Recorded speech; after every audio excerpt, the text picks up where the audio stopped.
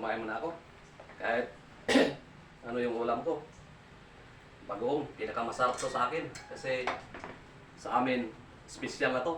Uy! Kumain ka doon? Kumain. Ano ulam mo? Bagoong lang. Pahingi? Hindi pwede, hindi ka kasama sa budget. Magbili ka naman kung gusto mo. Ano? Ako pa ang hindi kasama sa budget? Mawalan ako ng budget? Nako, wala ka namang hiya. Puro ka namang inom-inom. Alis na nga. Pahingi doon!